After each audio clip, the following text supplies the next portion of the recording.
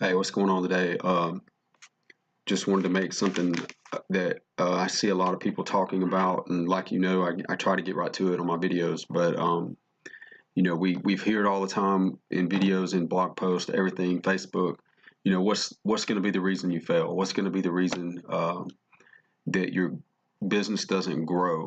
And at the end of the day, the main thing that this video is going to be about is what is the biggest roadblock in our way? What is the biggest hurdle that's going to keep us from either growing or is going to force you to quit? Okay. And some people are going to tell you money, and money does have a good bit to do with it. It goes into what I'm going to talk about. But if you don't know anything about me, I believe some of my really early videos talked about that I'm in logistics for a living. I work, I'm not full time. I do Amazon full time, but it's in addition to my full time job. So I'm a logistics supervisor. I'm in charge of inventory. I'm in charge of day-to-day operations, all of that. So I work in a fulfillment center, not an Amazon one, but in a pretty large company. So I kind of know, and I've been doing it for years, and I've worked from the bottom up. I've been the guy that packed the order all the way up to where I'm at now. So I feel like I have a pretty good idea of what goes into growing your inventory or growing your business, and always exponentially getting more. Okay. So that's what I want to talk about. It is true that the biggest thing, obviously, if your business is going to fail, it's going to be because you quit. Okay.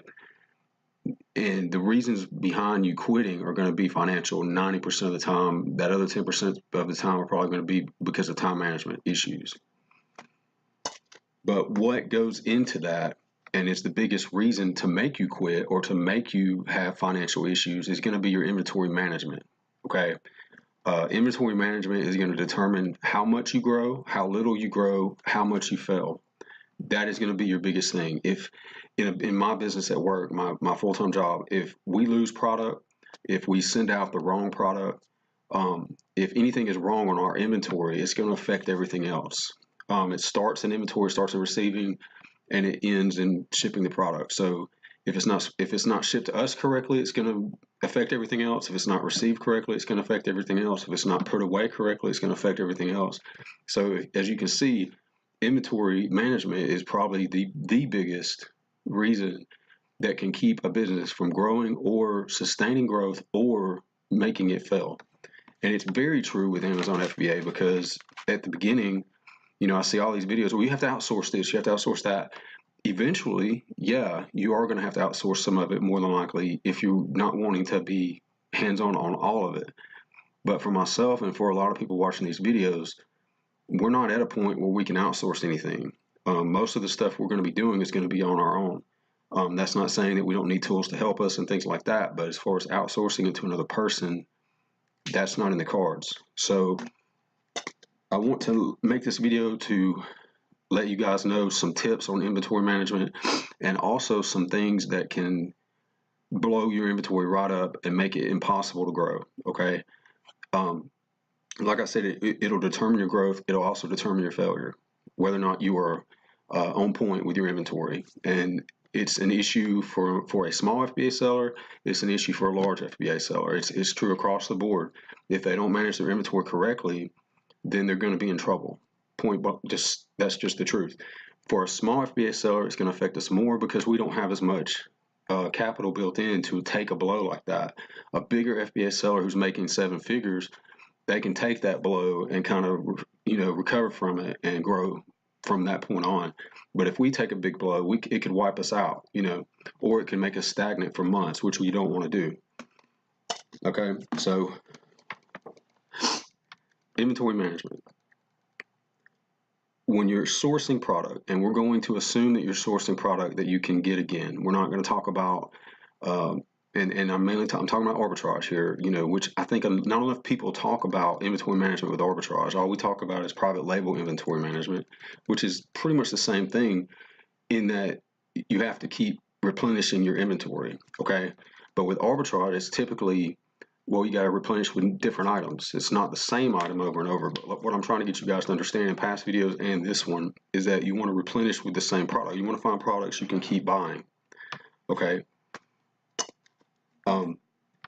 If you are sourcing items that you can buy again, at the end of the day, you got to be able to manage whether or not when to buy those again. Okay. You got to take into consideration that you're not going to get paid for those items for 2 to 3, 4 weeks. And at the beginning, I mean, after you get going and start getting sales, you're going to get paid every 2 weeks. So you can kind of depend on that a little bit, but you're going to come out of pocket is my point. And if you're picking the right items with the right amount of competition, then your sales are going to show it. You're going to start seeing your items go faster than maybe you expected. Or if you're picking, you know the items will take a little longer, then it may be that you're not having to buy particular items over and over and over and over again. So a general rule of thumb, and what I've done is I do the research in Keepa. I do the research online using Keepa mostly, the graphs, price history, sales history, and sometimes Camel. But what you want to do is you want to find a month's supply. You want to figure out what a month's supply is for you. That's what you ship in. Okay. Now, keep in mind, this is after you figured out that this is a product that you want to sell. Okay. Because I hear people all the time as well, well, I don't know if I want to make that profit. I don't know if that's worth me buying. I don't know. You're not going to know. Okay. You're taking a risk at the beginning.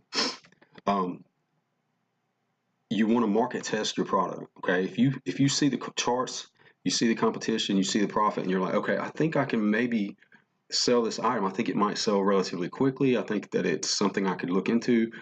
Buy 1 or 2 of them. Send them in. Don't buy 20 as of yet. Don't buy 10 even. I would buy a couple, maybe 3 at the most, and I would send those in. Keep it at the buy box area price and see how long it takes to sell.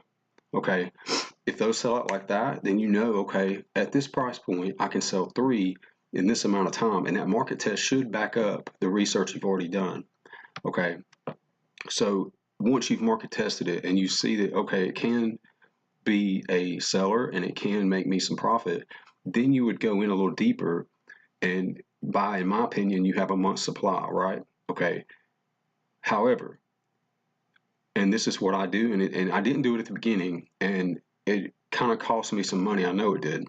Okay, so I sent in a month's supply, but they sold out quicker than that because of the holiday that came through in the summer. So you want to have safety stock is what it's called.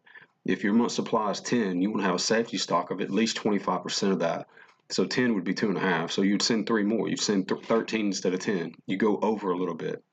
And that safety stock is to kind of take the place of holidays or, Joe Smith who decided he wanted that product today that's not a usual buyer of that product.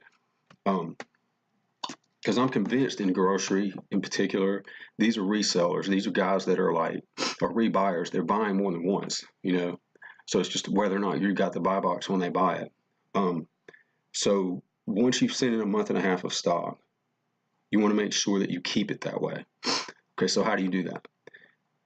Particularly in that first month, you might have a little bit of dead time if you sell out because you're not gonna know how quickly it's selling, how many you actually need to send in. And a mistake that I made is that I let that sit for a while. I let it get down too low before I sent in more. So there was like a week in there that I didn't have any stock. That's missed out sales. That's missed out money. And here's what will happen, guys. And I've seen it on almost everything that I've had that has sold out, is that when you're selling it at price A. When it sells out, you sell out.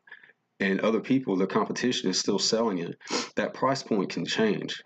It may only be 15 cents. It could be $2, $3. Point being, they're going to use that time when they have the buy box and they're the only real competition for it to manage the price how they want. Now that can affect the sales rank. That can affect everything. I had a product that was selling, let's just, for example, say it was selling for $15. I sold out of it. The competition dropped the price to $12. Well, obviously it started selling better.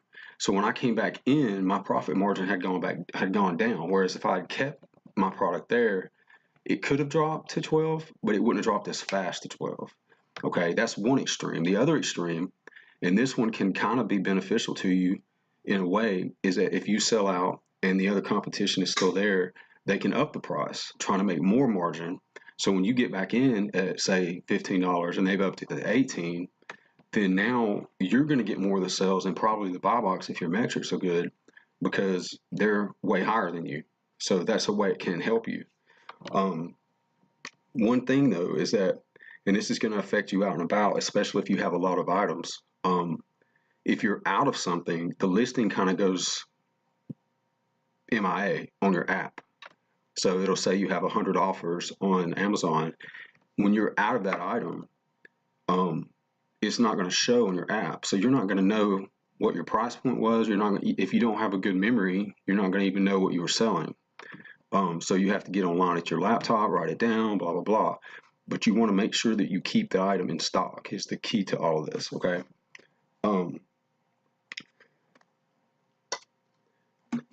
Inventory mistakes. That was kind of inventory levels. You know, you want to keep a level. I would keep a month supply in there at all times. I would keep the product moving. Make sure that if you know you're selling 10 a month over time, make sure you're keeping 8 to 10 in there all the time. You get down to 3 or 4, send more in. You know, and keep the price. And if you're still sending in a month supply, for example, if you're selling 10 a month and you're down to 4 and you still got 2 weeks left or whatever it is, you send in 10 more. You're growing your inventory at the same time, so that it's less. You know, getting a pinch and you can't buy inventory. You still got that safety stock in there that's going to hold you in until your money gets right. Okay, until you get more capital. It's a way to kind of hedge yourself. The mistakes you can make, and this is a big one, guys, and I don't even know if I've talked about it much, but it is a major mistake I've made that at the end of the day is going to cost me some money. I'll be lucky to get my money back on this, okay? So I do want to talk about it. When I first started, obviously I was in books, and I was looking to go make money on books. I was finding really good ranked books on a website, and I was buying them, and I bought 5 and 7 and 10 of each of those books because I did the research, like I said, and it was showing that I was going to possibly have 10 sales a month. I'm getting that much supply. But here's the thing with books. They're buying new books. I wasn't finding them new. I was finding them used technically. That's a whole nother video. That's a rant that I have that we should talk about later. But I had to sell them as used books. So those books are sitting there. I have sold a few. They've been there 2 months now, going on 2 months. And, well, I guess a month and a half. But I've sold a few of them. They're not selling near as quick as I thought they would. And the price has dropped. So I'm not making near as much money as I thought I would. Point being, I read that inventory wrong.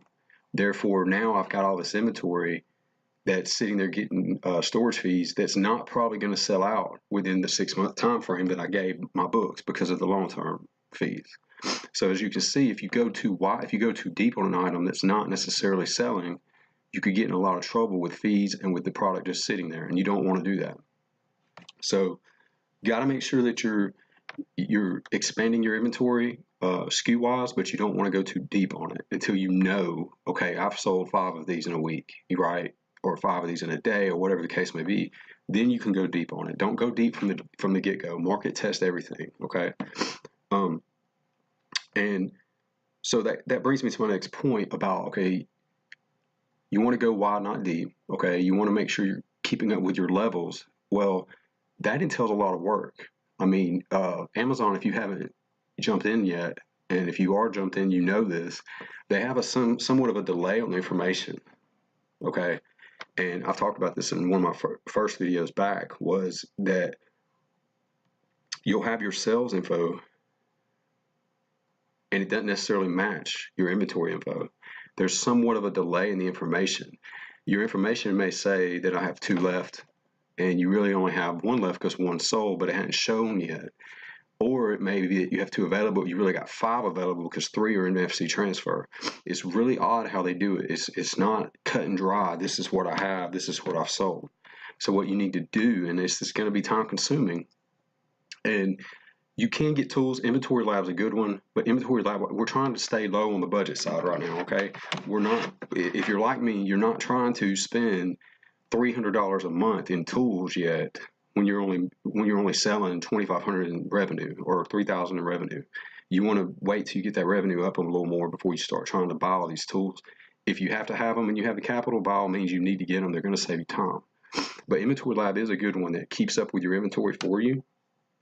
And it's real-time data, but it's going off the Amazon data, which is, like I said, a little delayed sometimes. So the Inventory Lab one can be delayed as well. So in order to keep up with it yourself, you're going to need to make spreadsheets of everything you send in. You can get that from your FBA shipment screen. You can download the SKUs, put them in a spreadsheet, put your cost, put your sell price, put your quantity sent, put your profit margin, put everything in there related to that ASIN or that SKU, so that you know where you stand on it. Okay, and every time you get a sell, take the quantity off.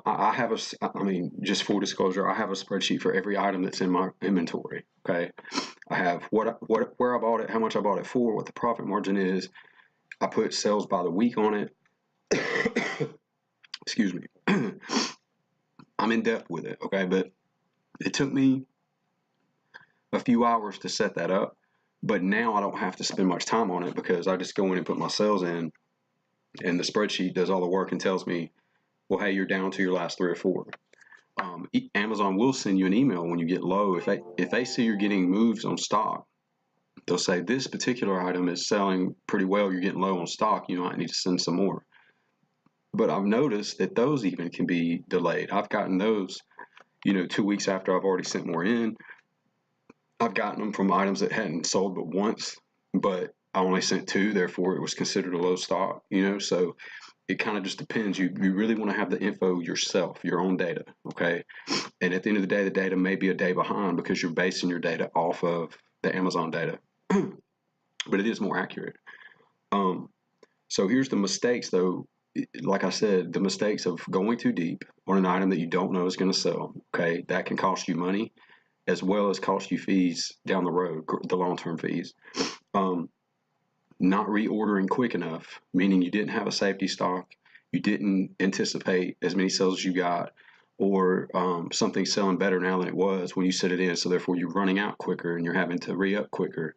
You got to keep reordering on point. And I usually typically on Monday morning, I go through all my inventory. I make sure that everything looks good for the week. If it doesn't, then I start making lists of what I need to go buy more of.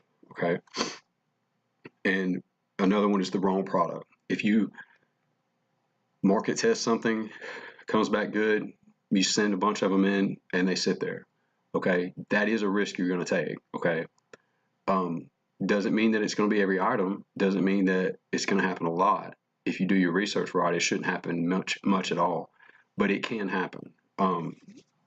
Usually what I've noticed is a lot of the products that sell consistently, but their rank goes up a lot before it sells, and it goes up a lot, and then it sells. If you notice the price history on that, people are jacking the price up higher than it should be. So I've gone in below that, and I'm not undercutting one, because if you've watched my videos, that's one of my pet peeves. I can't stand that. But if somebody's pricing something at $30 and it should be 20, put it at 20, and my product's gone quick because I'm pricing it at a point where it's actually sellable. There's a certain product I'm thinking of right now. I pay $6 for it, and they were pricing it at like $25.99. I'm like, there's no way that's going to sell at $25.99. I come in at $19.99. It was gone in a day, and I still made my money back. Plus, I doubled my money on that one investment. Doesn't mean I'm going to send 20 of them in just simply because of the sales rank. But you could get a few sales out of that. They haven't dropped their price. Their price is still high. So they're working on 1 or 2 sales a month, whereas I'm trying to get 5 or 6 a month. You feel me? So that's where you got to go. But at the end of the day, inventory management is going to be the biggest reason you fail. Either you're not putting enough money in reordering, you're not putting enough time in to research the product and know if that product is a good one or not. Like I said, I would market test everything. Do your research, do your homework, market test. If both of those indicators come back as a seller, then you go deep on it. Another thing that I've noticed too is that your inventory levels tend to, they're in sporadic. I don't want to call it sporadic, but I guess it is a little sporadic, where you may get one sale of this one day, and you may have 5 over the weekend because people tend to shop on the weekend. So you got to take that in consideration when you're doing your data. You really need a whole month's worth of selling data after you've done market research, after you've done your research, and after you've sent in what would be considered a deep pocket inventory of that item. Do a month's worth of data and see, is the price staying the same? Am I getting the sales I thought I was going to get? If I'm not, why? Is there more competition? Is it something that I'm doing different? Am I sending in 10 when I should be sending in 6 type of thing? Did I mess up in the research somewhere? So those are all things you can do to manage your inventory better. And at the end of the day, we all want to expand our business. We all want to grow. Nobody's doing this for $100 a month, okay? Because the people will tell you how easy it is and how, it's an easy way to make money. And if you're comparing it to laying asphalt, then yes, it is easy, but it's not easy. And there's a lot of brain work that goes into it. You're going to have to research everything. So it's very time consuming up front, and you have to put in that time. Simple. Once you do about 10 products that way, you're gonna streamline it down. It's gonna be a whole lot quicker. I can't tell you how much quicker I do research now than I used to. So, and when I'm outsourcing, I know what to look for. I know what items, and I'll be honest with you. Like, I'll be outsourcing, I'll see a product, and I'm like, okay, that's 100% ROI if it sells where it is right now. The rank says there's 5 a month. There's only one seller. And most people are not going to buy that because it's like, well, there's only 5 a month. Okay, I'm like, okay, well, what if I drop the price $1? Would it sell 10? You market test it. You buy 3 of them, send them in. Did they sell at the higher price? If they don't, sell them at the lower price. There's 100 ways you can find out if a product is worth going deep on, but don't go deep up front with it. So just something quick to get in your head about inventory management in particular, and how you can fail at your business. If you do not manage this correctly, I promise you're going to lose money. And this is true from a small business all the way up to a big one. The only difference would be is that a small business is going to lose less money, but it could wipe them out, whereas a big business is going to lose more money, but they may have enough capital to take that blow.